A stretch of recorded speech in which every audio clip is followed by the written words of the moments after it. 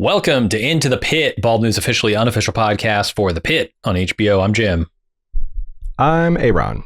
And we are back for hour 6. It's 12 p.m. now. It's about lunchtime. I assume everybody's just going to punch out, go downstairs to the diner or whatever they've got here in the hospital, the cafeteria, get themselves lunch for a good hour and a half, like I used to do when I was a programmer. Yeah, that's probably where we're headed next episode, right? Yeah, that or the local Indian joint that has their buffets on buffet lunches on Saturdays. You gotta are you hinting at the fact that like you feel like a worthless sack of shit when you watch this show with your normal job? Back I used to support the medical industry, writing some medical software, but now I just talk shit about television on internet, and I don't save anyone's lives. I was worse. I was coding accounting reports for an insurance company, a large insurance company. I was the enemy. I feel like not only a sack of shit, I feel like a traitor. Class traitor Jim coming clean. Well, you know what? You know better, do better. Absolutely. I haven't done that in 16 years. So, how'd you like this episode? Really fun one, huh? I mean, there were. I will say this is the episode.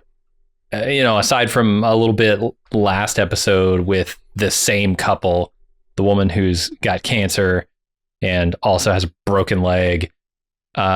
This is the episode that really started to move me. I mean, it should be no question why, right? Louie's number one on my list for, oh my God, it's getting smoky in this room, and this cancer patient, both of these are killing me. And I don't know what's going on with the cancer patient. Obviously, Louie's story has come to a conclusion, but it was a really beautiful conclusion based on Noah Wiley's very understated work in that scene. Yes.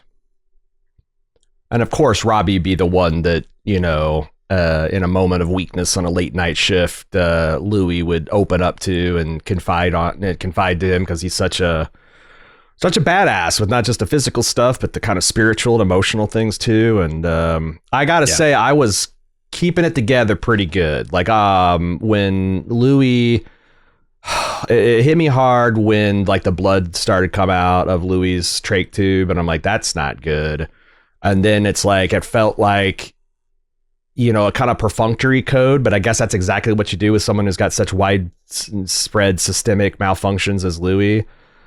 But it's just sad, and like how it hit everybody in the hospital. And I found it incredibly moving. And this isn't the first time we've talked about it, but like the way that people, the hospital staff are just so respectful of the dead, and they take this stuff seriously.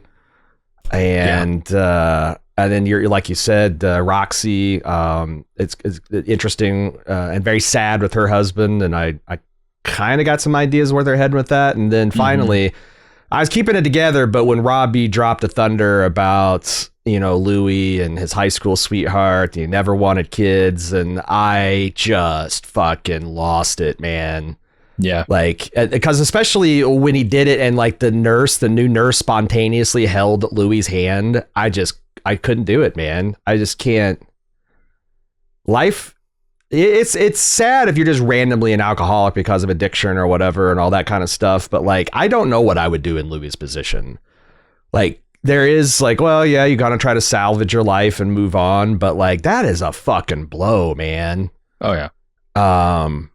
And I don't, because I said last week, I wonder what his leaving Las Vegas thing is, because like Nick Cage seemed like a good guy and he could have had a lot, but he's just, and I had no idea it was going to be something like this. Yeah, for sure. Like you said, and Noah Wiley just doing it like, I mean, like you said, understated, but it's just perfect. It's just perfect. Agreed. Yeah, it really makes that scene, just the way he, tells this beautiful story about the man's life and how he had his life changed. Once, this woman came into his life. She wanted something. He didn't think he wanted it. Ultimately, like, he changed his mind on that. His whole life changed. He was happy. And then boom, his life changes again. And then he drops that line and walks out of the room. Yeah, I mean, I don't know if it's he can't be with this anymore in this moment, or if this is something that like he doesn't want to tread on other people's feelings on this, and so he just lets them know and then gives them that moment of privacy. But the ER is completely overrun and is going crazy because of all the overflow and the 4th of July. But I did wonder about that. Yeah. But this was such a beautiful moment. It didn't really matter. Yeah. No, I totally agree. The other thing I thought was a spotlight of this episode is the nurses getting a chance to shine. You know, Donnie is a nurse practitioner, gets the props from everybody for being the wound closure king.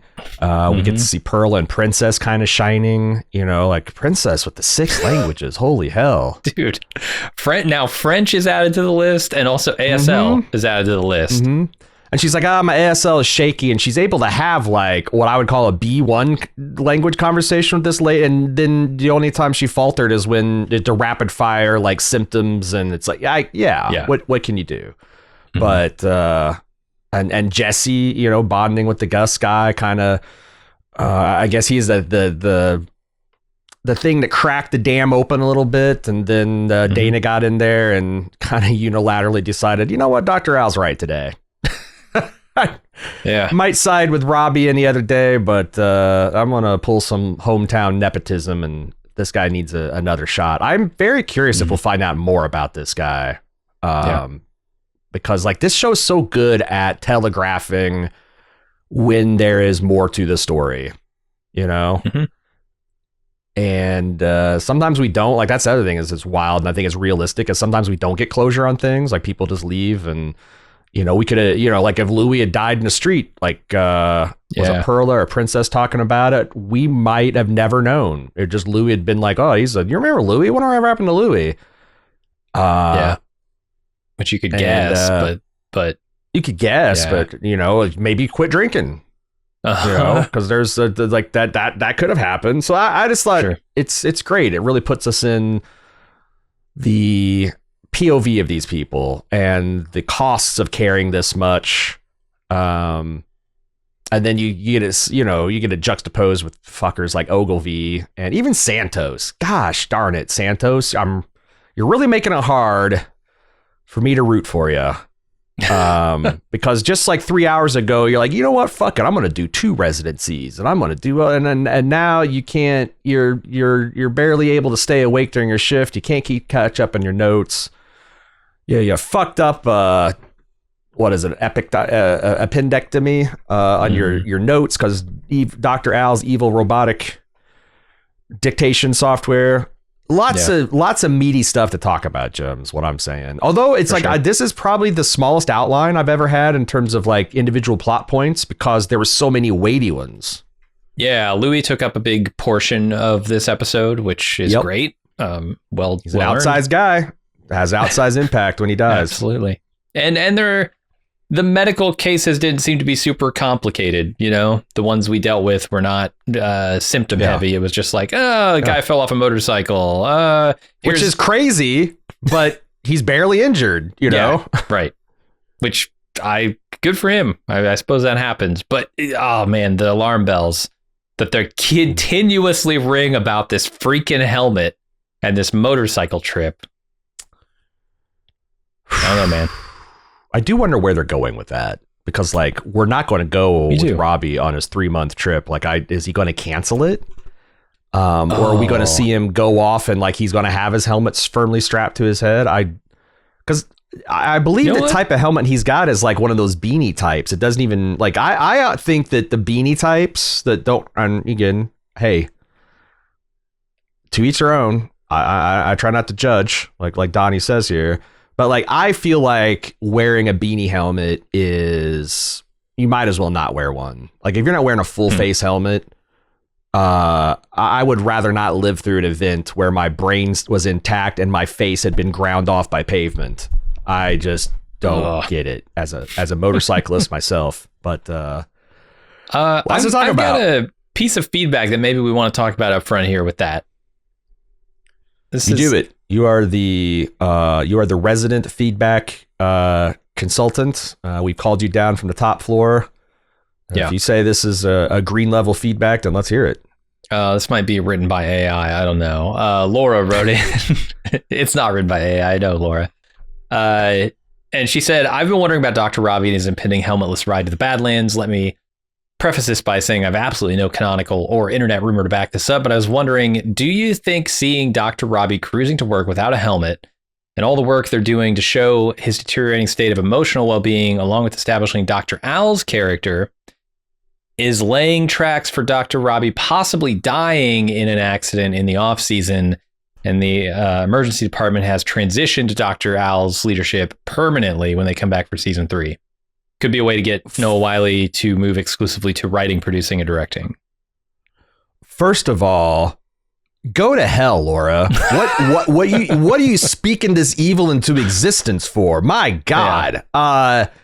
I didn't know we were going to be talking about high heresy for this email. And the reason I'm so pissed and worked up is because, goddamn, it makes a lot of sense. This reminds me back when I was a kid and Star Trek season 3 ended and Picard got kidnapped by the Borg and they just brought in his fucking blonde first officer. And it's like, yeah, I could see it. Will's going to be the captain and Shelby's going to be his first officer. And I'm not even mad at, but they're going to kill. Yeah, I don't like this. Yeah. I don't like this. I don't like this, Jim. Especially if she's right. We won't find out until next year. But yeah, man, it makes so much sense. Because also, like, the first season is all about like Robbie losing his mentor and like what that did to the hospital, and exactly having Robbie go down and maybe Langdon becoming the new Robbie, and especially if they never get to a good spot there, it's a lot of storytelling potential. And you're right, Noah Wyle directed this episode. He first got his directorial debut 2015 in Falling Skies. But he's done, some work here and there, and some episode, some series he starred in, some not. This is his first episode that Pitt he's directed.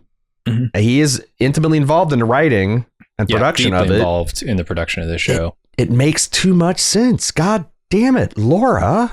I know. Is it Laura? If it happens, I don't think this will happen, and here's why. Because I expected if it was going to happen, Dr. Al would have been played by George Clooney. That's got to be the replacement, right? You can't take away Noah Wyle and not replace him with another ER doctor. I mean, you could, because I do think this show could stand on it, so it doesn't need Noah Wyle at this point. Yeah.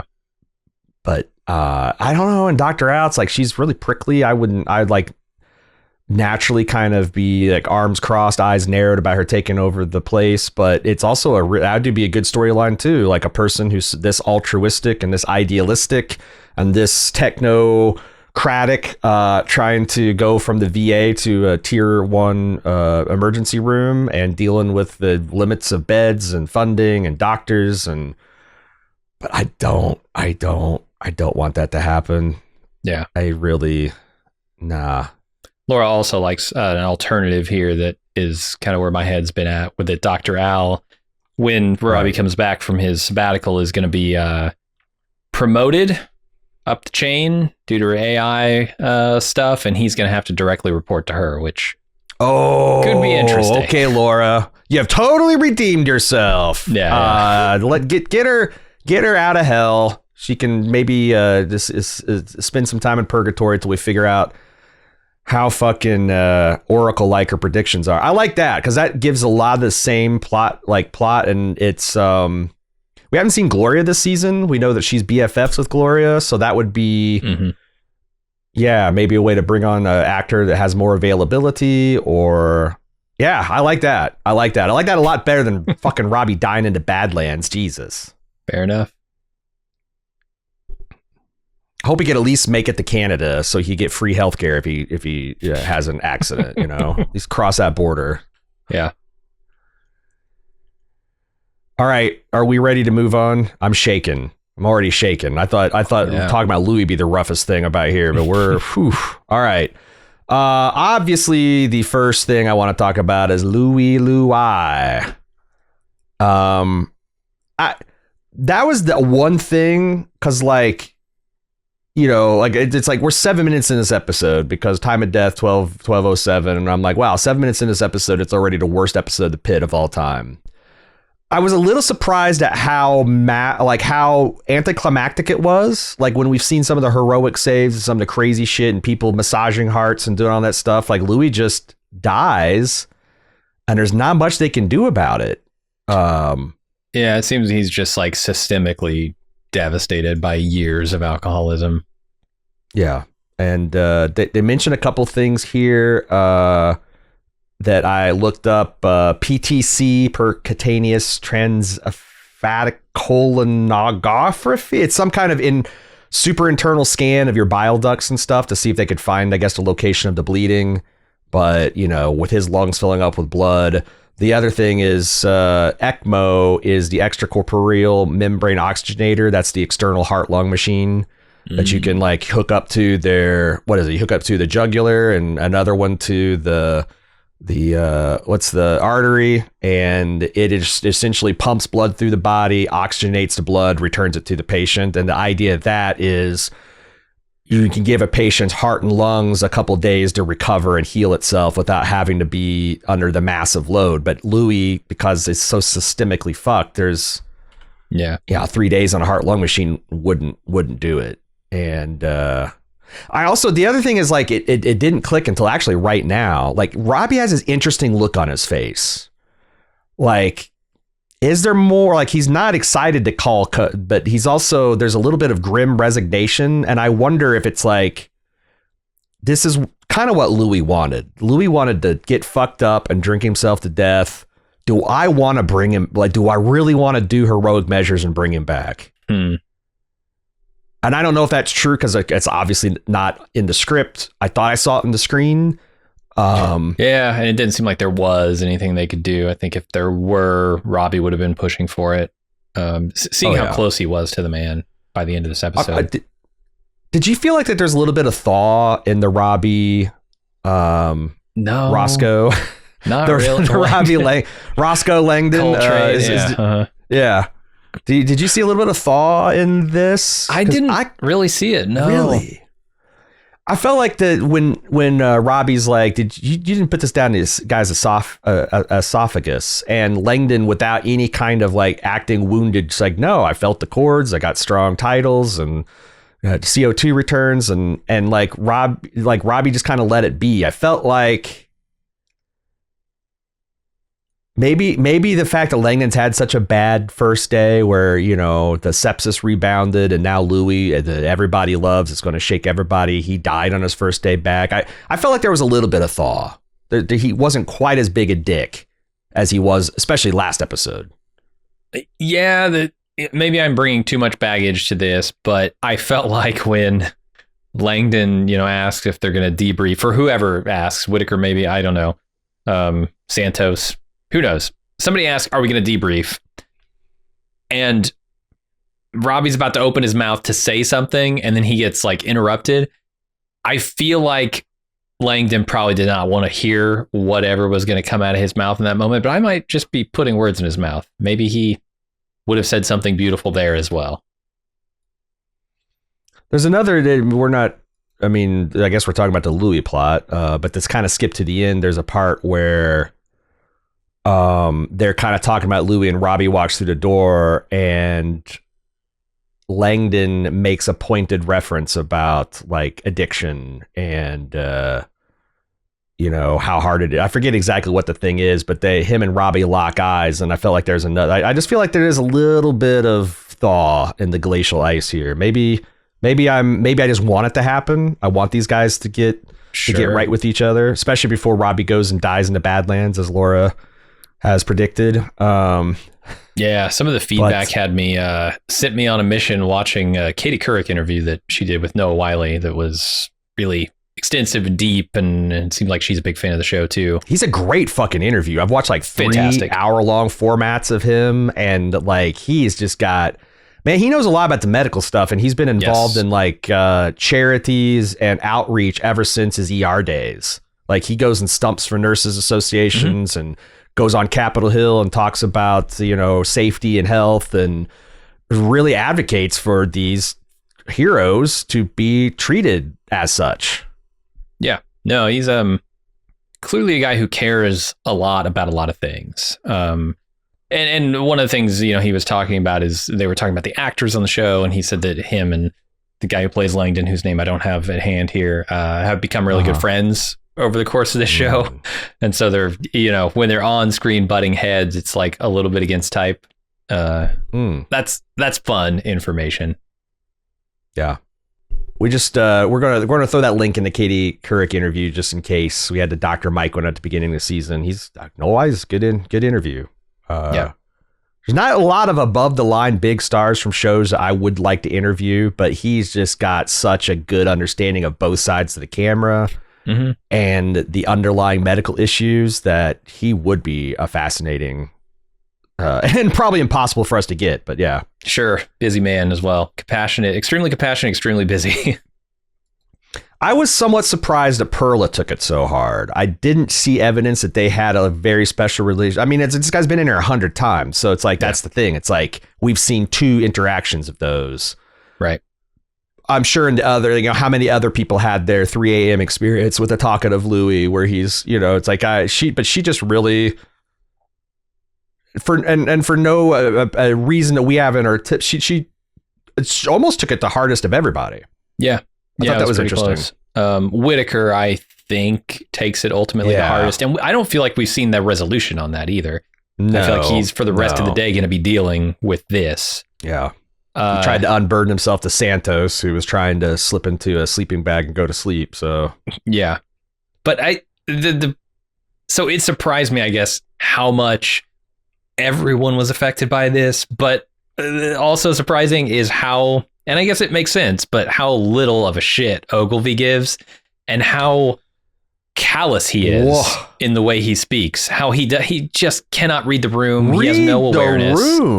This guy's gotta have some kind of autism spectrum, Asperger's. Like, there's no way you can be this bad at, like, even if you didn't give a shit about Louis, when the way you bop up to this team of people and be like, oh, lifelong alcoholic, oh, big surprise, oh, he croaked, oh, it's like, and especially with Perla, you know how like in Ryu in Street Fighter can throw that Hadouken, it's like just a magical energy blast. I feel like those 2 Hadoukens were coming out of her eyes to fully impact on Ogilvy, and then she hits him with the full shit talking him in her native tongue. Fucking new guy.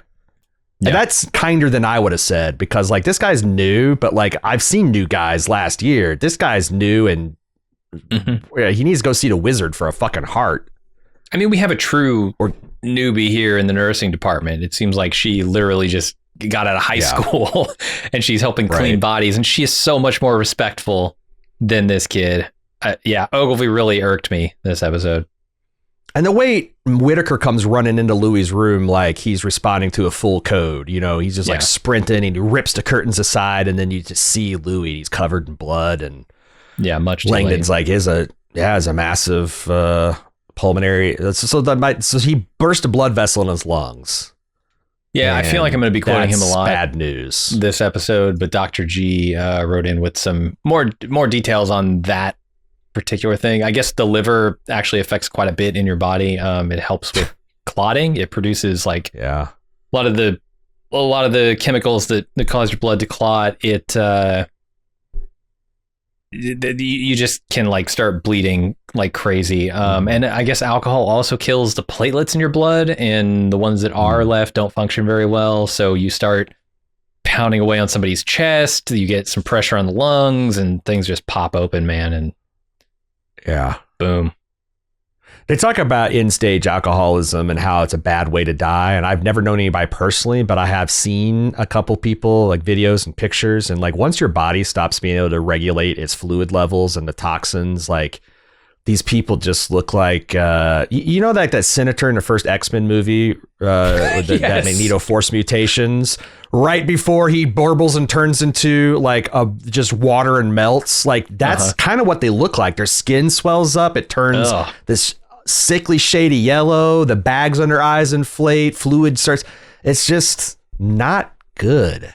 It's not good. So, like I said, I think Louis...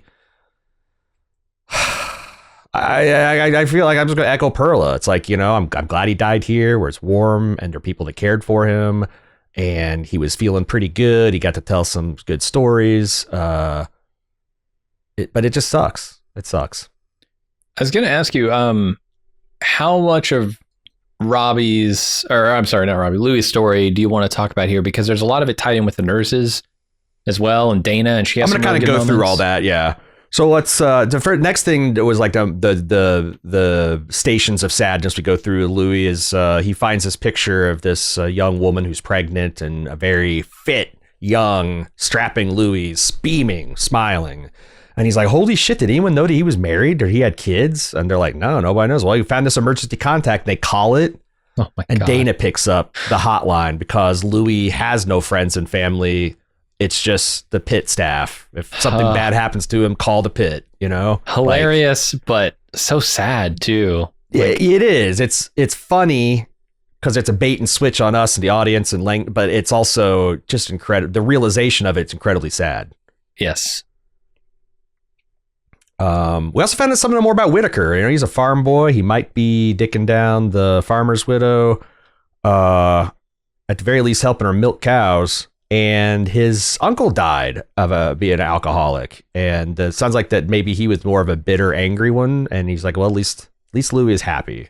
And I guess as much sadness as this man carried around in his life, as much as he wanted to die, I think it is extremely admirable that he still treated everyone with kindness and love and respect. Like, I know it's not your problem.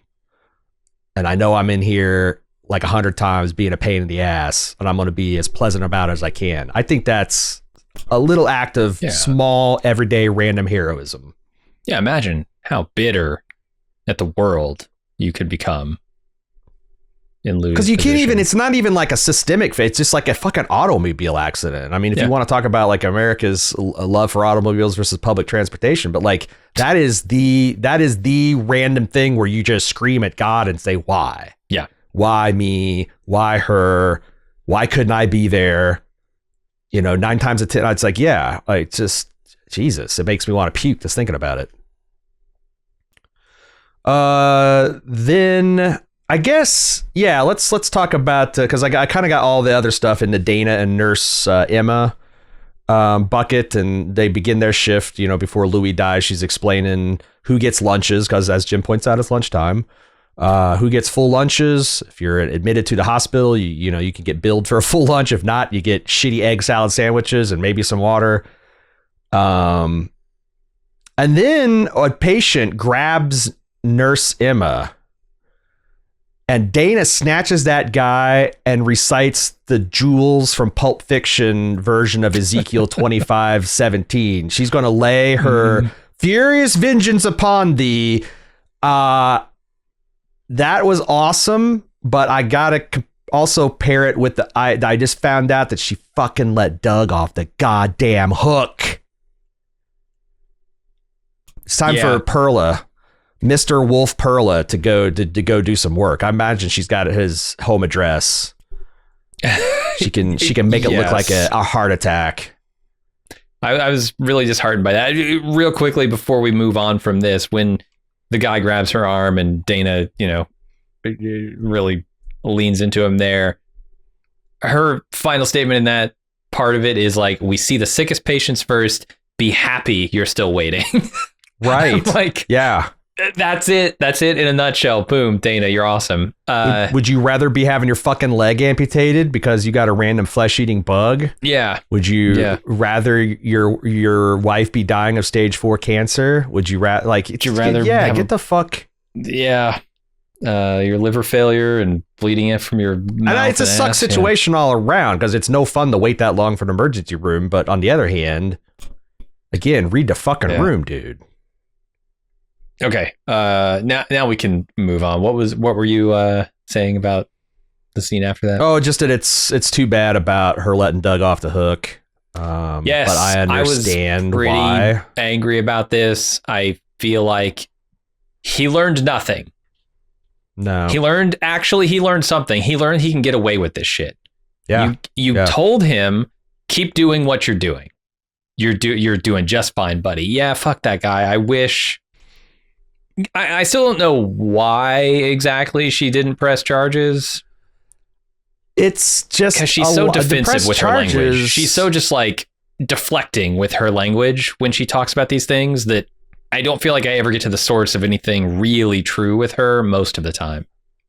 I think it's a very I don't know, because like you know, you hear of women being sexually assaulted and physically assaulted, and they end up not either reporting it or, you know, not because it's an arduous chat. It's a fucking ordeal to go to court and to testify, and then you got to be cross-examined, and you got to miss work for all that, and you got to confront you got to see this guy looking right in the face. It's very stressful.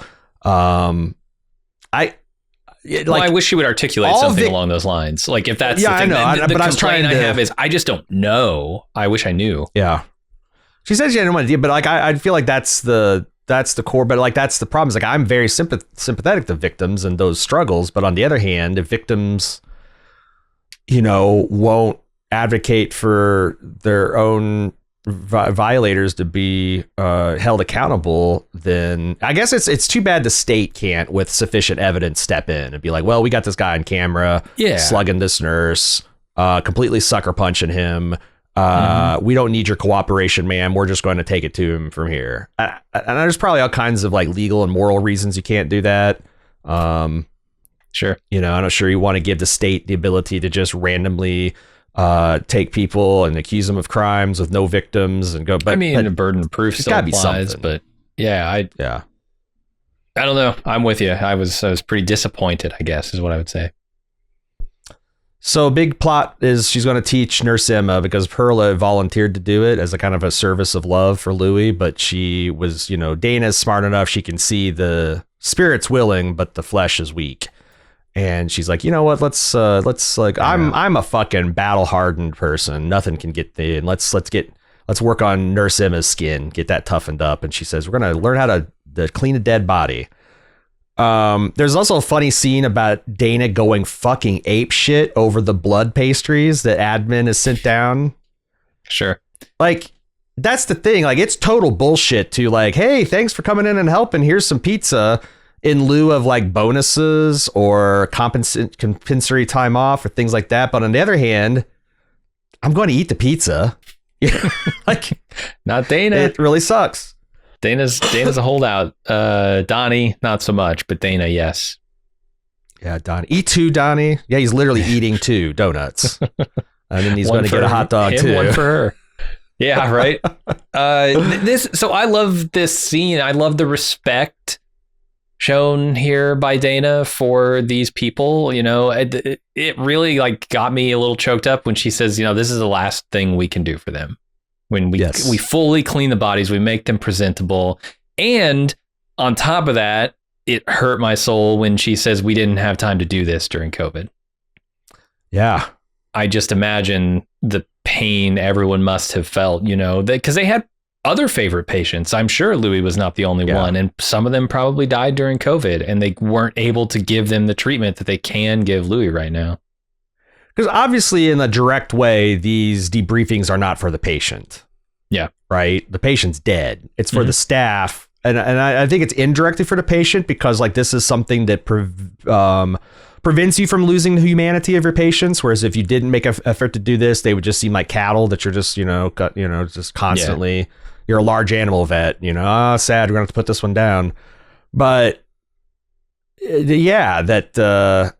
that they take the time to do this, I think is just, I just think it's touching. It's it's like, isn't that how you'd want your mom or dad to, if like they were a nobody coming in from the hospital and no one could get in contact with them. And it's like, there's the materialist in me that's like, it's a dead body. Who gives a fuck? But there's also, it's about the living people. And I think the doctors need that ritual, need to be able to let off a little steam, to get it into a little bit of dark humor, to tell some personal stories. It's what keeps it going. And there's a little detail in there too that says it's not even just about the patient or the doctors themselves. It's also about the loved ones. I love when she says, we leave one hand outside of the shroud there, so that they can hold it when they come in. They're considering everything about this person's life that's affected by this event. And this isn't something Dana's come up with original to her. Like, this is part of the institutional knowledge you get with like the nursing court. It stretches back who knows how far, that like, hey, this is, you don't want to wrap them up like a mummy because someone might want to hold their hand. And when they did that, that's the first time I started getting pretty dusty, because it's just, I get touched by people's humanity, Yeah. There was also an interesting note about Louis. When they roll him over, he groans, and the new nurse kind of flips out, and Dana's like, no, they do that. Mm-hmm. Were you surprised? I guess I don't know, but I was surprised that a nurse, this would be the first time she's seen a dead body. And I don't know, to go to full med school, but I thought that they would there'd be a time where they maybe come in for a day while the doctors are, and it's or maybe the first day you get a body out of the bag and you haven't gotten, just, maybe have the nurses clean the body, get it presented, but maybe that's important to get the doctors to do all that stuff just so they know what goes into it. But I was really surprised that nurse would see a dead body for the first time when she is in action, yeah. Wonder how much of of front lines nurse education, or doctor education for that matter, healthcare education, is centered around the idea of not scaring off the candidates. Like, how much of this profession can we actually show them before they just decide, nope, not for me? Are we going to have 8 doctors worldwide if we actually show them what it involved on day 1 of nursing school? Yeah. But on the other hand, you also don't want to waste all this time and resources as a society to get people there, and then they're just going to freak out in the first, imagine spending 2 years training a nurse, and they get there and it's like, oh God, I hate the sight of blood and the smell of piss. Sunk cost. You got to keep going. I did also like the line where she's like, sometimes family comes, sometimes they don't want anything to do with them. Social work tries, and, Nurse Emma says, well, that's sad. And she just, which is almost a judgment call. Like, she's judging the family. But she's like, that's life. You don't know what this person's done. You don't know who they've hurt. Yeah. And I thought that was an amazing. Maybe they punched a nurse. You never know. True. In between this superficial cleaning and the cleaning they're going to do later, there's a scene between Dana and Langdon where Langdon tries to work 1 to 12. I think a Septin or whatever is making amends. And I don't. How did you feel about this? Dana being like, "Now we're good, kid." I love it. I think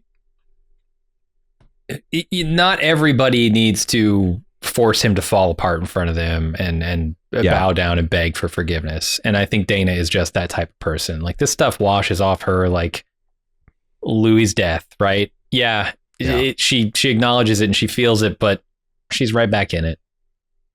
And I think she knows Langdon, and she knows his heart's in the right spot, and she's pulling for him, right? So it's like, you don't have to apologize. I'm rooting for you, kid. Mm-hmm. And then we also found out more about her, his wife and their kids, and that they're still with him, and that she's standing beside him, and that must feel good. But also the fact that Dana is like, well, she's a good woman, and she knows you deserve a second chance. So really hope this is a redemption story for old Coltrane, Roscoe P. Langdon. What else? Yeah, okay, this is the last thing to kind of bring it into the Dana part of this. But when they get staged Louis into the viewing room, she's like, what's the toughest part? And because she'd already talked about saying goodbye to frequent flyers like Louis and all that. And Dana says, burnout. I had friends leave after COVID, some left during. And Emma says, well, why do you keep coming back? And Dana's like, you know what? Go finish up and go help Perla. I'm trying to think, if I was a nurse on my first day and this august badass person of Dana is taking me under her wing, and I ask her a personal question, and she just you could just see the stone doors close over her face and be like, no. Yeah. You may I would feel like the biggest sack of shit. Wouldn't it be so awkward if it's hey, ask me anything except that. Mm-hmm. Do you think Yeah. we'll get some inside her head perspectives like we got with Robbie going through his panic attacks last year? I hope so. I really love her character, and I would like to know a little bit more about what makes her tick. Yeah. As Langdon, because Emma's like, I think this happens because that's another thing I want to talk about. Let's actually talk about it now. I guess we'll wait till we get to the prisoner. But there's watching Robbie and Dana have an interaction, and Langdon sidles up to her and introduces himself to the new nurse, and she expresses that she's afraid of Dana. And he's like, oh, no, she's got that tough exterior, but she's warm and gooey on the inside, which I know for a fact, but I just wonder, like, because, just like, that's, why did they show us this exchange? Like, what are they setting us up for? And it seems like more character development for Dana. Yeah, I hope so. Then the last thing we have is the debrief on Louis. I thought it was, like Dana's like, I've already paid my respects, and she doesn't need to go. She's already performed her service of duty and love for Louis. Mm-hmm. But and Ogilvy kind of like being standoffish. He's out at the door. He's got his arms crossed, but he's maybe softening a little bit when he sees all these people. Here? Just leave, man. You didn't know this guy. You don't care. Get out of here. And all the, like, they're saying all these kind things, like Dr. McKay's like always asking about Harrison, my son, remembers our names, always says please and thank you. And like that means, and all the nurses were like, amen. Like that means a lot to them that this, the Louis, as a frequent flyer, tried to make himself as little trouble as possible and brought a little bit of sunshine and light into the ER. I mean, it's probably because he knows everybody can be dealing with a lot of shit that you just don't know, right? And it's like what Dana says. Again, it's just that's so laudable because so many people in the same situation. It's like I've got problems you can't even fathom, and because of that, I'm going to make your life hell so that you can have a little bit of the bile and the bullshit that's inside. But Louis eats all that's all his problem, man. Damn. Yeah. Louis was the best of us. May his memory be a blessing. Okay, next plot line that we're going to talk about is not a lot to talk about, but we get a little bit of meat on Jackson Davis. He's the law student that was brought in tased by security. Seems like he's had just a good old-fashioned psychotic break, which tends to manifest itself in your late teens, early 20s. And periods of high stress. You can imagine him going into this school and feeling, based on his comments and then the voices he's hearing, maybe feeling a little bit inferior to some of his classmates for whatever reason. He probably was under a lot of stress from the workload of studying for a law degree. It seems like he just had some kind of break, but it didn't happen just now. He's been like this for a few months, potentially. Yeah. Getting kind of worse and worse. And yeah, because I had experience with a friend that became a paranoid schizophrenic at about the same age. And the first time it happened, it's like, you just noticing little signs, but oh shit, maybe Bill's just being a little extra exuberant today. And, by the time, you get the late night calls saying that someone's trying to kill him, and it's like, Jesus, what do you, especially when you're 21 yourself, like, what the fuck do I do about this? It's not like a person's like, that Jackson, he was always a little, not right in the head, or there was signs. Like a lot of times this can just completely manifest. I don't know when it's just when your brain gets done cooking and it finally gets into its final shape, and whatever the mental disability, whatever the flaw in the brain's chemistry or regulation presents itself. But it's a damnable thing because this guy seemed like an all-star guy, brother, son, student, and he's now angry and agitated and seeing and hearing things. So yeah, you get an idea. And then the of fact his mental state was like when he came in. He must have been hearing voices and hallucination. Yeah, all kinds of things. Yeah.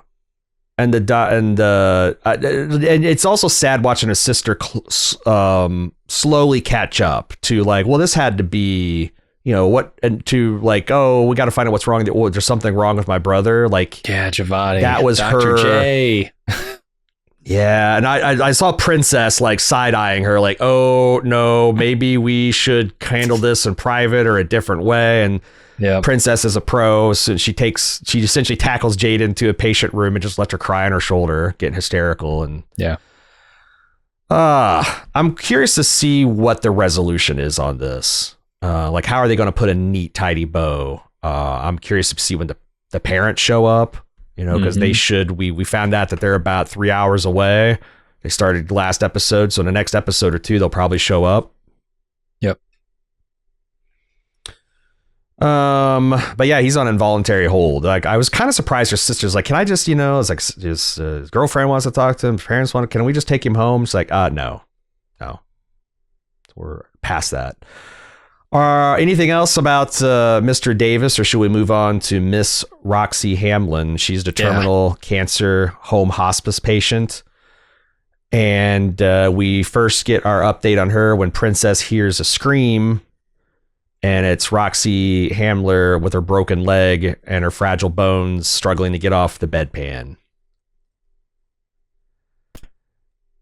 This is simultaneously, well, aside from Louis, this is the most emotionally affecting patient for me currently. And also it's the one that I'm most curious about what's going on here, because I think I have guesses as to what's going on here. And some people who wrote in for feedback had some guesses, but what do you think is the deal here with this woman and her family and her death doula and all that? I think she wants to end the home phase of the hospice, and she wants to get into an environment where they can slowly give her morphine until she dies. Because that's essentially what end of life care is, the hospital. They don't say it. Yeah. Right. They don't say that they're trying to kill your loved one with morphine before the cancer can do it. But that's what they're doing. It's essentially slow motion physician assisted suicide. And this is not me saying it's bad. I think it should be somewhat easier to go through this process if you want to. Yeah, I agree, actually. And the thing is like, that's when you get to that phase, you're talking about days or a week or so. It's no longer like, oh, maybe mom will last here. Maybe no, and I don't know if her husband's ready for it. I also wondered if like the ketamine, there's, you know, because they just admitted a subdissociative, so she shouldn't be, but she said you might feel weird. And there's some of her affect when she was talking to Dr. McKay, where I was wondering if there was like almost resentment built up for her husband, or resentment at what the disease is doing to their family. And also like, there's only so much you can say to thank your loved one for standing by you. And it's before it's like but you also don't want to just start taking them for granted. And there's just so much of, I thought it was so interesting that Dr. McKay, they had an aside to her where you could see her giving a glance. And I don't know if that's her realizing that she's done fighting, and, you know, this is going to be bad for I'm not sure, but I'm guessing is that, yeah, she's saying, I don't want to have the home shower. I don't want to have the home hospital bed. I don't want my husband taking me and wiping my ass. I want to be in here, and I want you to euthanize me, essentially. What do you think?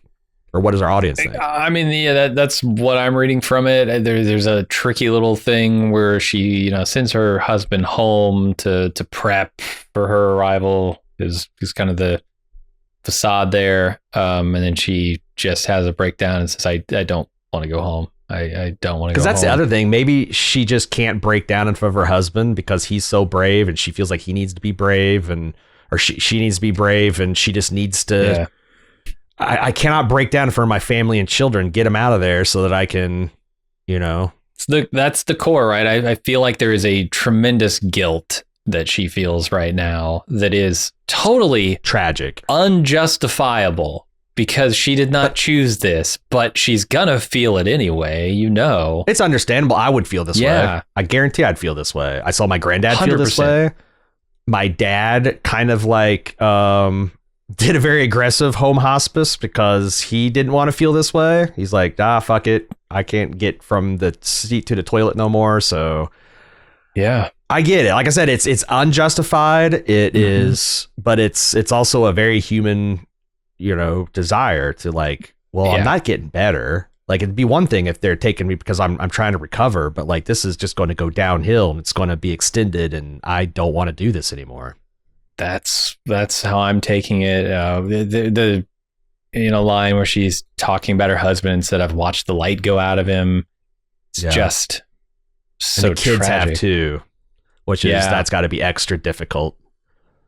But like that's like the thing is like at some point, I guess, to a mentally healthy, emotionally healthy person, that's like gotta it's like they gotta come up with the idea of like, this is a sad situation. Like there's no way you can leave this earth without devastating your husband and children, and maybe it would be healthier to worry less about that and just. But I don't know. I don't know anything about dying. I don't know. God, that's.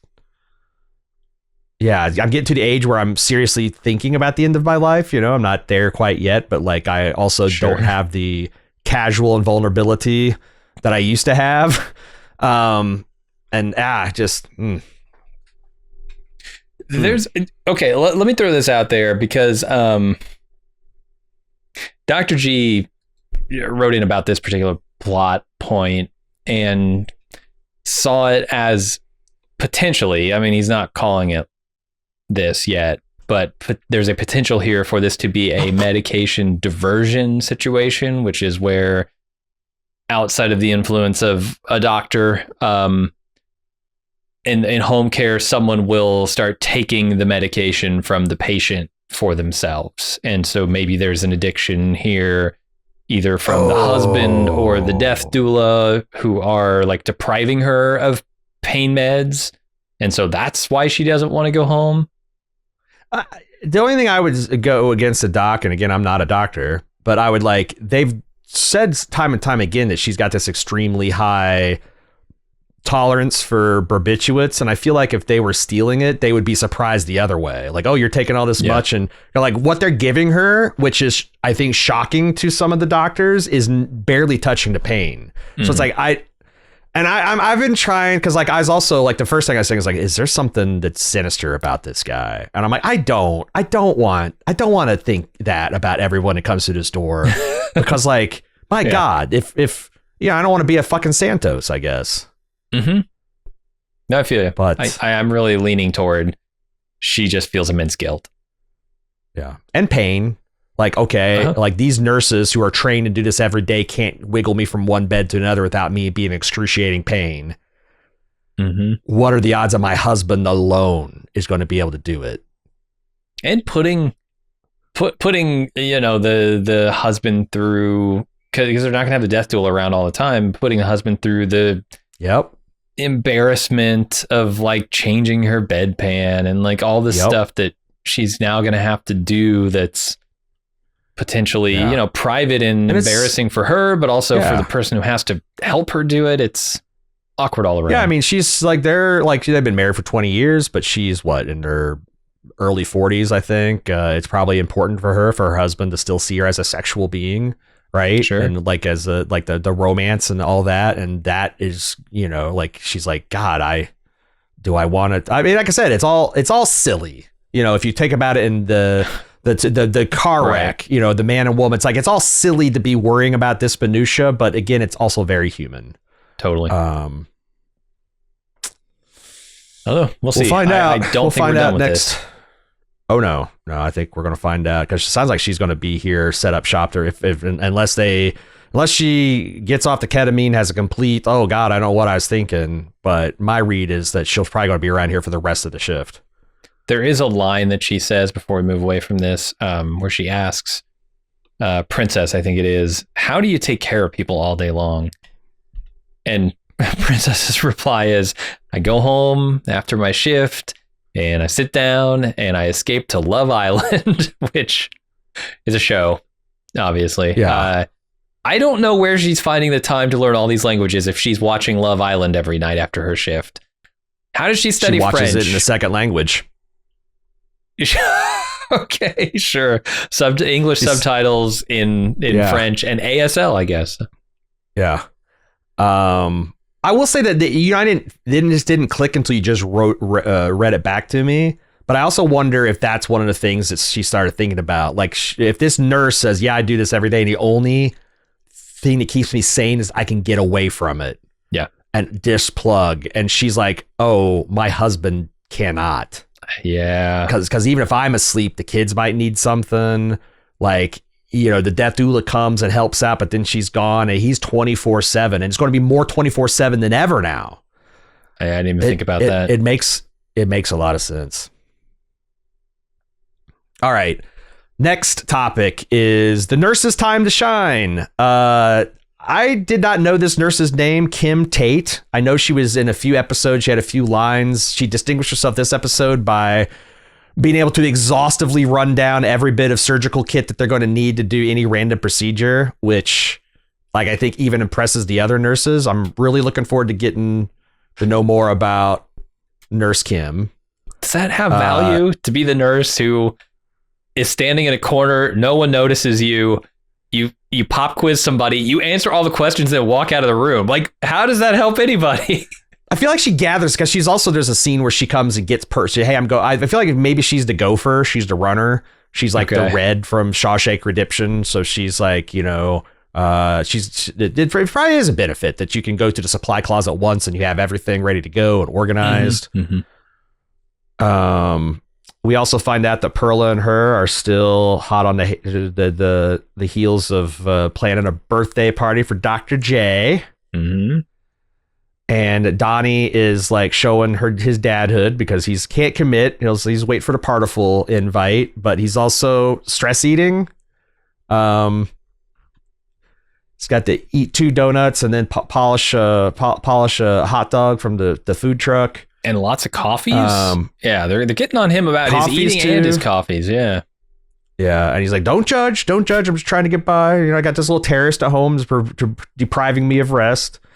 And then Mohan, he kind of gets offended that Mohan takes over this Dr. or Mr. Francis, who's got he's on his medication for blood clots, but he gets paranoid every month. And this D-dimer is, I guess, a test for the proteins that form and are released when clots kind of accumulate and break down, and they can kind of tell if your body's processing clots. So it's like if you're on this, what was it, Eliquis, and you have very low counts of this test, then you don't have to worry about it. And she's like, it's easier just to give him this probably cheap test and give him his peace of mind than it is to try to argue with him. And Donnie's like, oh, okay, it's not.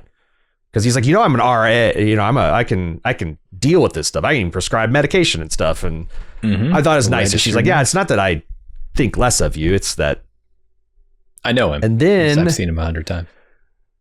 Then Princess goes and reveals that she knows sign language and is able to step in there a little bit for Harlow, who's been kind of, we're starting to come to know what's going on. She's got a headache. She seems like she's got some nausea. She might've been vomiting.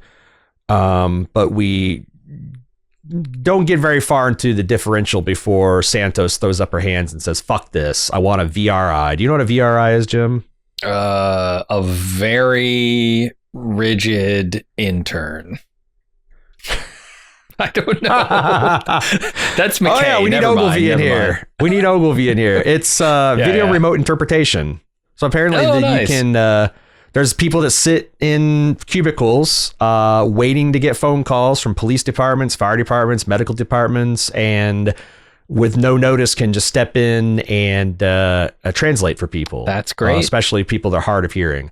Were you surprised that they couldn't give her, while they're waiting, give her a tablet of paper and have her write out a statement of how she's feeling?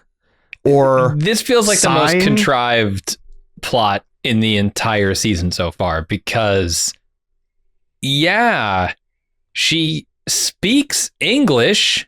Have her write shit on a piece of paper or a tablet or something. I mean, Dr. Teeth wrote in and said, you remember when they had the cousins in Breaking Bad put together a whole murder plot with Hector using a Ouija board and a bell? Right. They can do that shit. She can communicate in other ways. Yeah. I thought that, in fact, I thought that so much that to me, this was almost an indictment of Santos being over it. Like, I don't got time for this shit. I got a chart. Yeah. You know, but I'll somebody like, yeah. I don't know. But yeah, it's a really, really good time for the nurses to shine. There's also in another lot, you know, like Donnie's the wound closure king. There's another one where someone is telling the junior doctors that, like, you know, the nurses really run the CR. We just try to stay out of their way. I like lots of respect for the nurses this episode. Absolutely, yeah. We get an insight into Donnie through his tattoos as well. I kind of like that. You know, he's got the one on the one hand that's DC, Death and Chaos. On the other wrist, he's got M and B, Miracles and Blessings, and one's after Pitt Fest. He got the DC, Death and Chaos. And then when his daughter was born, he got the Miracles and Blessings. I like that. It is great. I've had a long-term, like, I haven't had any tattoos. I'm probably going to get some soon. I'm probably going to get the 4 pips tattooed on me. But I've also had for like almost 17 years the idea for a wrist tattoo that's essentially the same thing, like a reminder that life is beautiful, and it is only that because bad stuff happens too. You know, You cannot expect an entire life of sunshine. You got to have the rain to make things grow, to have things change. You got to learn to say goodbye and hello. And it's painful and it sucks when you're going through it, but like having a reminder that, hey, you've been through this stuff before, you know, at your lowest moments where you thought that it's like, it's so over that you never know what's going to be around the corner. Mm-hmm. Donnie seems fucking based, and I love it. Yeah. Love Donnie. Let us move to Gus Varney. This is the gentleman who was jumped in prison and got his jaw broke and his ribs broke and lacerated on his arm, and also being treated for malnutrition now. Dr. Al is wanting to put on her cape and save this gentleman. Is she wrong? Today, in this 15-hour shift, maybe. As a general rule, as a principled stand, I like it, but rationally, and can they afford to do this? They're going to drop something on us because, like, I noticed that this guy's got a pretty upbeat affect until they started asking about, like, hey, what about your meal situations? And he, like, just puts his head, like, I wonder. Yeah, again, I brought this up last week. I wonder if they're going to show that this guy is like some kind of rapist or serial killer or child predator. And the whole point of doing that is, I guess, challenge your empathy, you know, because a doctor, as an audience, we can be like, well, fuck that guy. I'd unplug him and roll him out into the highway and have him. But they got the Hippocratic Oath. They have to give the same care to the guy that gunned down the kids at the school as the kids themselves do. And I imagine he would be if in a situation where Pitt had to take care of a bunch of shot kids and a shooter, I imagine that guy'd be pretty low on the triage list, but only because of lack of, you know, so it's like, it's going to be interesting to see if they do that, if they see that the doc, cause I just can't figure out how this guy is like this malnutritioned, and they do all the differential diagnosis and it doesn't apply, but then they get to abuse and trauma. Yeah. And that's kind of where, so it's like, there's something why is this guy getting this much shit? Mm-hmm. No, it's up in the air. I don't know whether to give, I'm inclined to give him the benefit of the doubt. I almost want to say this could be the more in this situation could be something like he was complaining because they weren't giving him food and he got beaten by some of the guards or something. Like, this might be even worse in that direction. Or he could be an absolute bastard. I don't know. There's more to the story. They're telling us with the filmmaking here. There's more to the story. I've got some questions. There's another random thing that happened in this vignette is like Dr. Al is trying to appeal to Dr. Robbie about we need to keep this guy in, and they're at the nurse's station, and suddenly you hear this person scream security, and all the doctors and the camera kind of like collectively raise their heads and look to see, and then they see it's like there's a guy in like his bike cop, look like his cycling outfit being restrained by security. Is that just, again, another thing to put us in the head of a healthcare worker where like you are trying to save people's life and someone could be yelling security and a guy with a gun could be there. A person could be beating the shit out of the attending. Like, you can't ever let your guard down, even as a healer in a place of healing. Yeah, I think one of the characters we're also with there might be Dana, which goes doubly for her. Like, sure, after having been punched by a patient, not even a patient, like a guy who was angry about not being a patient. Yeah. I did wonder about some of the details in the scene. There were a couple things that were interesting to me. First of all, I've seen Ensures. Ensure is a product you can buy at any grocery store, pharmacy, whatever. You can buy this at CVS or whatever. And yeah, it's a calorie dense, nutrient drink, whatever. They're not very big and they don't have that many calories in them. They're only giving 2 a day to patients. I was very surprised by that. It might be like, because those things are so Nutramaxed in terms of certain vitamins and stuff, and like with the protein especially, that this guy with his, like, do you want to make his kidneys filter out all that extra protein when he's malnutrition? So I thought it was more of like, you don't want to cause a refeeding syndrome. If you guys gave this guy as many Ensures as he wanted, he might make himself sick. He might have his kid. Yeah. So it's like, I think it's more like that than like, you can only have 2 Ensures a day. But I bet it's not good to have. No, you're right. This guy's so goddamn skinny and malnutritioned. The other thing I really love is when Dr. Al is doing what you said, kind of defending this guy, saying we need to keep him here. Mm-hmm. And Robbie's response when she says we need to keep him here for a few days, he's like, he turns to the nurses who are standing behind her. Why don't you two go check on your patients? And they both bolt. I think it's King and maybe Santos. I can't remember who the other one is, but I think it's Mohan, right? It's King and Mohan. Yes, it's Mohan. They get the hell out of there because they know what's coming. Because they know Robbie's about to have a pointed conversation with their new attending.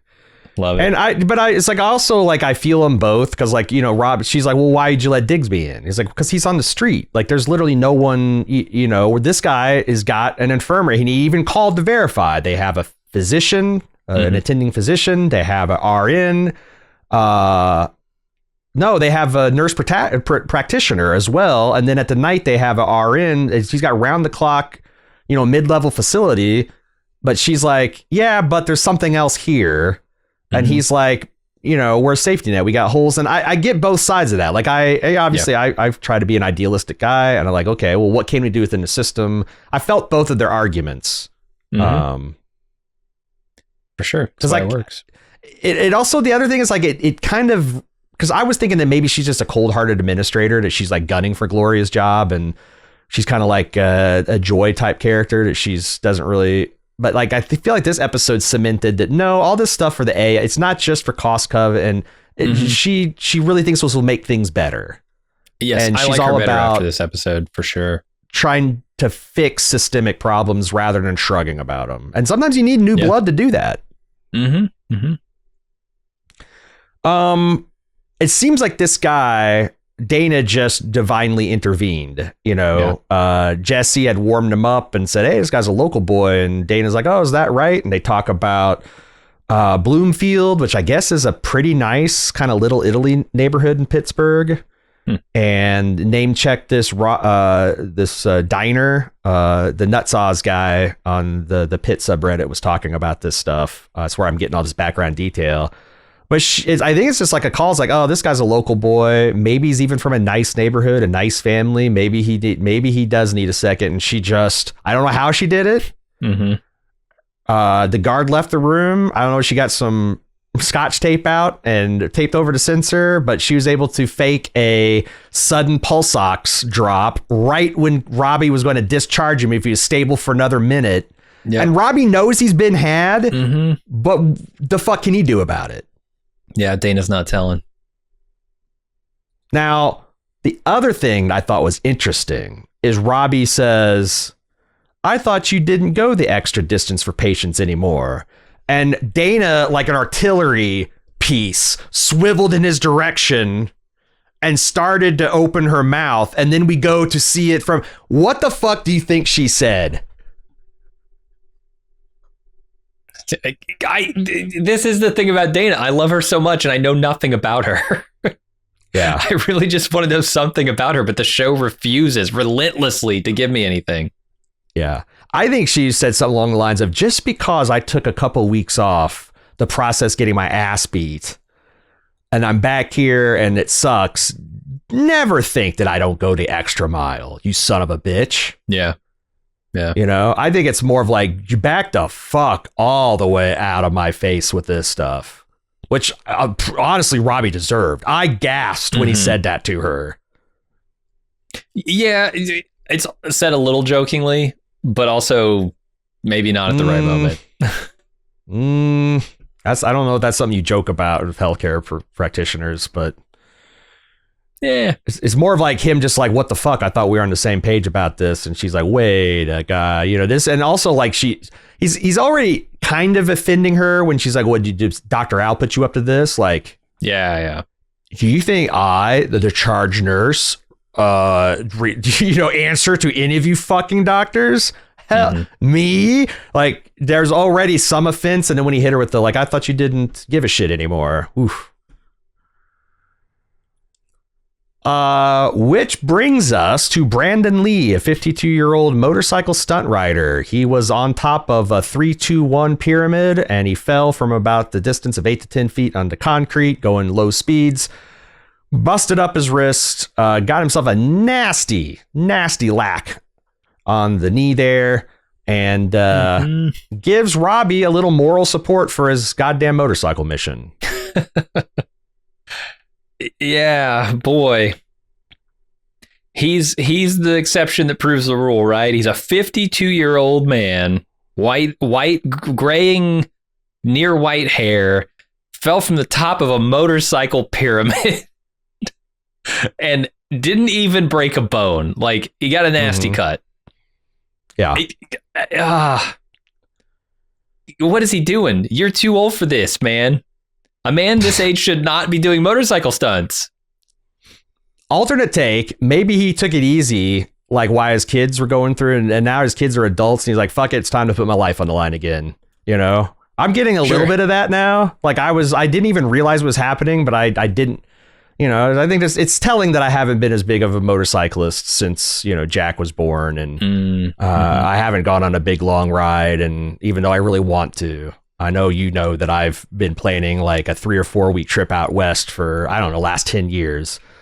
I will say that I've had this almost exact exchange with my dentist because I rode my bike in a year or two ago to get my teeth cleaned, and my helmet's sitting there in the cuck chair of the dentist office, and he's like, oh, you ride? And I'm like, yeah. He's like, oh yeah, I ride too. And like the fucking dental assistants are exactly up my ass in the same way. Don't encourage him. He's like, and I don't know. I don't know how to feel about this because it is risky, but also like I read this book called Proficient Motorcycling. If you are a motorcyclist and you haven't read this book, or you're thinking about it, I think you should stop and read it right now, because this guy is just a wealth of information about how to ride safely on the street and a bunch of non-obvious things that you might not know. But one of the first things he does up front is he talks about the per mile dangerousness of motorcycling. And he goes through all the NSHTA or whatever, the National Highway Transit Authority, all the statistics on motorcycle deaths and car deaths. And he's like, and he starts peeling away. It's like, if you are over 21 and if you are wearing a helmet, and if you have been riding for, and like every time he does, he peels off a couple thousand of statistics.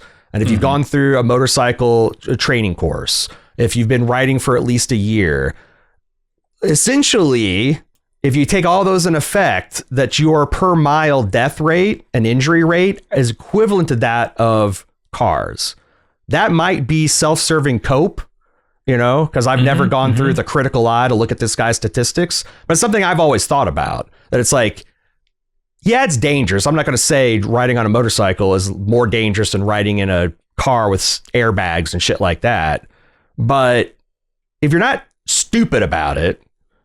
Granted, Robbie is being stupid about it. He's not wearing his fucking helmet. Yeah. But like, there is a little bit of like, God damn, you guys. Like, I'm watching, you know, or just like if he had a morbidly obese nurse smoking and putting donut, and she's like, I can't believe you're riding a motorcycle. Like, you know, what the fuck? Yeah, and then there's a certain amount of like, it's his life. If he wants to take a little bit of risk with it, who's to say he shouldn't or can't? Like, yeah, I don't know. Or maybe that's just the cost of it. Like, okay, you want to take a little bit of risk of your life, you also got to take a little shit with it. I do think it's insane to want to go back to doing stunt pyramid riding when you still got like fractures and sutures, and that's the insane part. Yeah, agreed. But it was also funny because he's like, they ask him, were you wearing a helmet? And he says, of course. Yes. Right there in front of Robbie as well. So there's a little bit of like, yeah, brother, keep riding. And also, you're a fucking idiot if you're not wearing a helmet. Because that is the other real thing. Like, riding a motorcycle is an incredibly personally liberating experience. It's completely different. Like, riding cross country on a bike is so much different than riding on a car, especially if you're not on the highways and you get off and you kind of go through the byways, and the way it moves and it leans it just feels good. And I have gone on long motorcycle trips. I've gone from Indianapolis to New York. I've gone from Indianapolis to like Florida, and like a long solo motorcycle trip it gives you a lot of time to think, you know? Mm-hmm. And it's, you know, it's just, I've had so many great experiences. Like you haven't lived until you've driven through like the high pressure, low pressure zone of atmosphere. Because like you'll be driving and it's like 75 degrees, and then you cross a line in about 30 feet. Well, it's probably more like 100, 200 feet. It goes from like 75 to like 45 degrees. Oh, geez. Sun's still shining. There's no difference. But like, oh God, you really get this is ocean of air that I'm driving through. And it's just, I don't know. I definitely see the appeal. Yeah. And I maybe think that, but I also wonder, I think that what's going to be revealed is somebody has seen Robbie driving around without the helmet, because the way they're giving him shit about this, even though he's denied it, I think somebody knows. Yeah, I feel like they all know. I feel like it's not even a secret. It's almost, because everybody is, I don't know. It just feels like everybody's needling him about it, but maybe I'm just... Because they said he had to take this course and you don't have to help, but like, I don't know that is not just a motorcycle safety course that as a benefit, like everybody should take an MSF course or an ABATE course especially if you're first riding. But one of the benefits, quote unquote benefits, might be, well, if you did that, you don't have to wear a helmet. But like, just because you did the class, I don't know that it means you don't wear your helmet. But yeah, no, that'd be crazy. I'll say I like the procedure. It was interesting to watch them injecting this fluorescent liquid into his joint to determine whether or not there was actual joint damage here and he would need surgery, or whether they could just stitch him up. Isn't it wild how low tech shit is? Like, yeah. You know, if you've ever like tried to find a gas leak by painting line like with soapy water and wait for the bubbles to come, it's like that's what to do with the human body. It's like, let's push some high pressure fluid in there. Mm-hmm. If nothing leaks out, we're good. But it's like, that's cheap, fast, easy, and 100% effective. Yeah. Works. Yeah, I thought that was cool. And then Donnie with the, like, you know, the subcutaneous closures and how good he is at it. And watching Ogilvy kind of like respect the skills. Like, he doesn't have an ego in that way. Like, oh, what can a nurse teach me? He's like, this guy's the best in this department at closing lacerations. I want to be the best too. I want to learn at the master's feet. Mm-hmm. And he instantly went into like expert surgical assistant mode. Like, this guy would be an amazing surgical assistant. Like, he's like the Nurse Kim of like, okay, Nurse Kim brings you all the right shit, and then you get all the right shit in the right order, prepped, and just the doctor just has to do the thing. Love it. I liked him just a little bit more, but then he shit on Louis and it was all over for him. Yeah. Robbie's looking for a guy named Duke that apparently helped him restore his 69 Bonneville and maybe going on the motorcycle ride with him. Probably. And his name's Duke. I can't wait to meet this guy. And Duke has not shown up. Okay, here's my guess. Duke is the victim of not wearing the helmet. Duke is going to show up, but he's going to show up with a split open head. Oh my God. You're luring this guy again. You're like, that is so right though. Because he's late. Right? He hasn't shown up. Mm-hmm. Robbie keeps asking, where is this guy? Oh my God. Okay. All right. Maybe he went to Westbridge, right? And he's going to be one of the... You don't have screeners, right? Okay. Maybe you got screeners and I didn't, because I was like, God damn, that is a fucking call. We'll see. Good job, Jimmy. Oh, the other thing is like now everything clicks in with Kwan, Dr. Kwan. Joy. She is into it because of her grandmother, but she also doesn't want to be around sick and dying people. She's going to be a pathologist. She's going to be the behind the scenes House MD. Yeah. And she can, in a House of Sonya, you can be a raging asshole and have bad people skills and still be very good at it. So like now everything about her makes sense. I get it. Yeah. She's just not invested in certain aspects of this. Yeah. But she wants to be a medical sleuth. She wants to get down to those medical mysteries and solve the really tough problems. That makes a lot of sense. I feel like all of this would be valuable experience, though, anyway. Like, maybe don't treat this as just the prelude to what you actually want to do, but treat it as something that will help you later. I see where she kind of gets testy about the debriefings and the holding your hands and crying with the patient part, because she's like, that's not what I want to do. Yeah, and I want to learn everything about the medicine, but yeah, I don't want to have to interface with these gross people. These goddamn barbarians. Yeah. I just want to get their lab work and their medical work and their X-rays and put my Sherlock Holmes cap on, my Deerstalker. Our favorite bullet point every week. What's eating Dr. Santos? Dr. Santos is coming apart at the seams. Yeah, she's tired. She's overworked. She's like, she's taken too big a bite. She can't chew it, man. 6 hours ago, she's talking about doing a double surgical residency. Also, no, not a chance. What the hell is going on with her and Dr. Garcia? Okay, this is the first episode that I've noticed this. There is absolutely something going on. The way she's giving her these puppy dog eyes, inviting her over, and Whitaker's gone. Right? Whitaker's out of the house. My parents aren't home. Like, right. No, you're going to get fucked. You're going to get fucked if you come over. Yeah. And then rain check. And there's a little bit of coldness I notice in previous interaction. I think it's hilarious that you are completely oblivious about lesbians falling in love, but the second there's a crack in her, you're like, you got like some kind of like anti-gaydar. The second there's a what? The second that there's like a lesbian love that's cooling off, you were completely oblivious to all the signs it was heating up last season. Yeah. But now it's cooled off a degree. It's like, oh my God, I got it. Like you've got some kind of weird anti-gaydar thing going on. But maybe it's 2 weeks of you saying, this is a thing, and me finally looking for it. Yeah.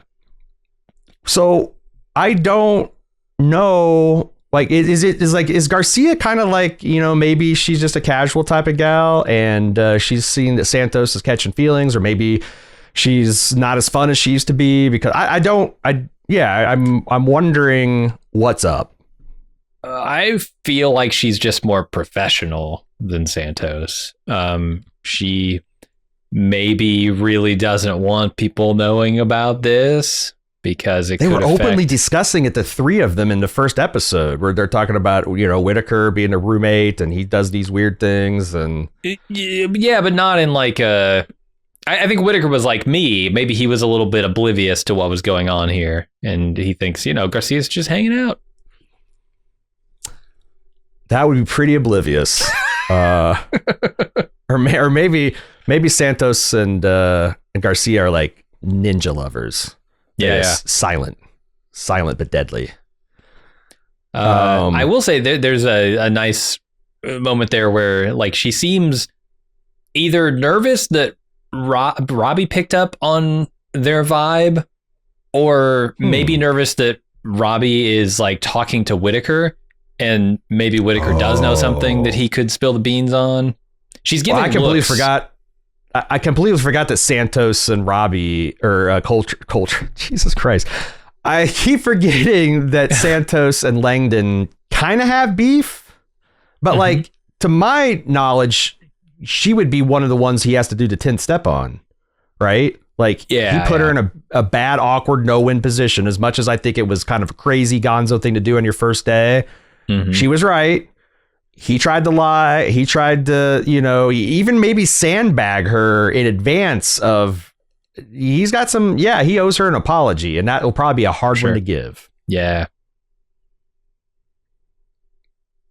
Is there anything else? Oh, also she fucked up the clozapine. The person they sent upstairs with an Ilias. Yeah, because she's using AI. She's reading Homer, the Iliad, and somehow there's a whole bunch of stuff about the Trojan horse in her notes. But yeah, this doctor come down like, you don't want the persons from the upper floors coming down and be like, what the fuck did you do to this person's medical history? And how, like, again, I love how professional, but how like this is life and death. Like there's kind of like this three-way finger pointing. And she's like, you know what? I don't give a shit about you guys dictating to robots or whatever you want to do. I need accurate information. Peace. I'm out. Yeah. Get your shit together. Because it's affecting my shit.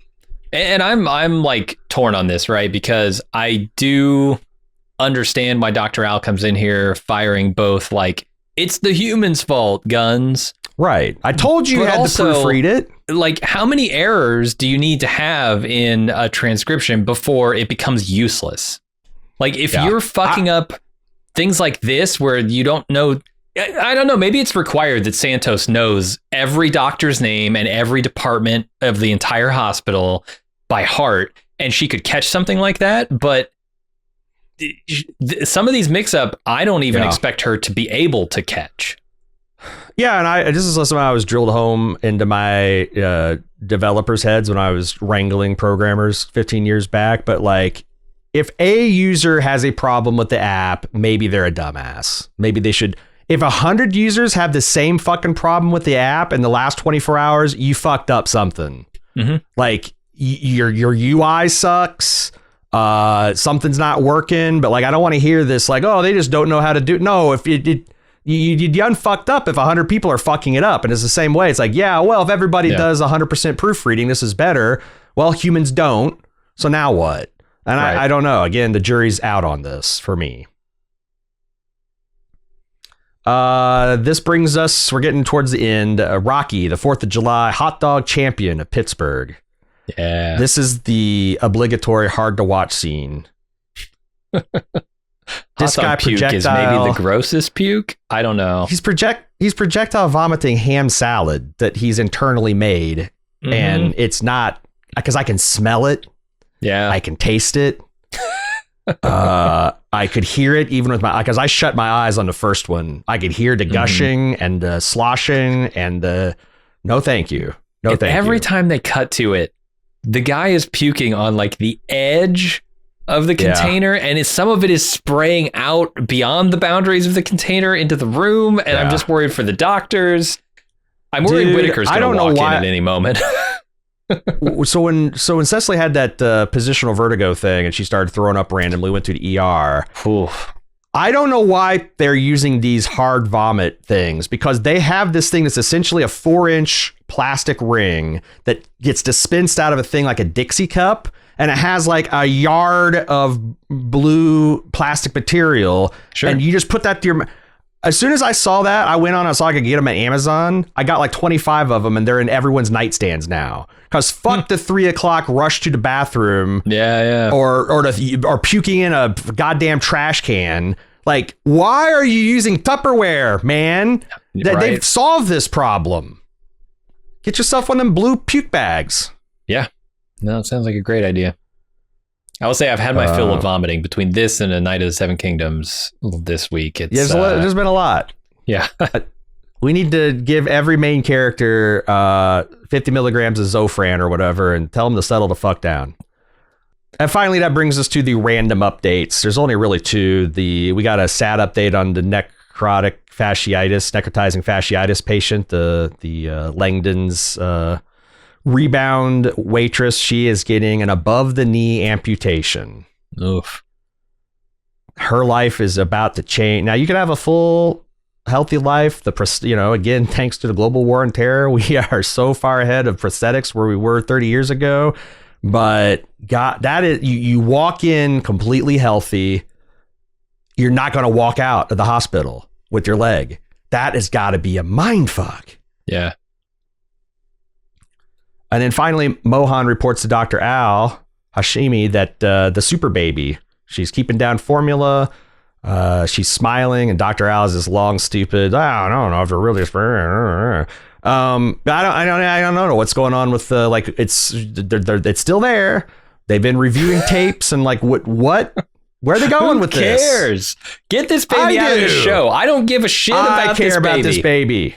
I care about this baby. Half of this show cares about this baby, and a pretty good percentage of the audience. Max, do you care about this baby? Still didn't hear you. No, nothing. He's shaking his head. He's shaking his head vigorously. No, he doesn't give a shit. Max is shaking his head. Yes, he cares about the baby. So there's 66% of the Bald Move producers and 95% of the audience. We're going to keep giving updates about the super baby. I don't care if it kills you, Jim. All right. Call me when the super baby's rhythm is asystolic or something. I don't give a shit that the baby smiled. If it makes a doo-doo, I don't want to come back and see the scene of it. I don't need it. What are we doing here? Okay. I mean, they're stirring the pot. It's cooking. I do wonder, what is it? Because is this the one plot line now that Louie's dead? Is this the one plot line that's been active since hour one? Yeah, now that the amputee is an amputee. This is the continuing one. Yeah, there's got to be something. You can't have a plot submarine this long and just debate. For sure. We're not going to hear another update. So anyway, that's the non-update update on the other people in the ER, and that brings us to the end of the episode. Nice. I got anything else you want to talk? Yeah. One thing that I wanted to address here. We went on a little bit of a tangent last week about the sinkhole theory for Westbridge, and I found that fun. Joe wrote in. Apparently, he's not in Pittsburgh, but he's on the opposite side of Pennsylvania, over in Scranton, and they've got sinkhole problems too. I don't know what's going on in Pennsylvania, but he calls his state. Is it the coal? Is it that they've extracted so much coal and gas because that's all in that kind of region? Are they liquefacting stuff down there too much, just creating pockets of void space? I don't know, but it's if you got a city built on a level of fucking shale or whatever, maybe it's. It must be. He calls the terrain of Pennsylvania Swiss cheese-like.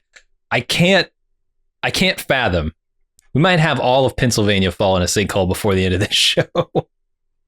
That's the end game, Jim. Whenever they decide they're done making the pit, the last episode. Robbie's going to walk out and he's going to put his motorcycle helmet on and he's going to swing his leg and ride off. And as the camera zooms out and out of the hospital, a giant sinkhole is going to swallow the pit. I love this. And our podcast Into the Pit will be prophetic. Beautiful.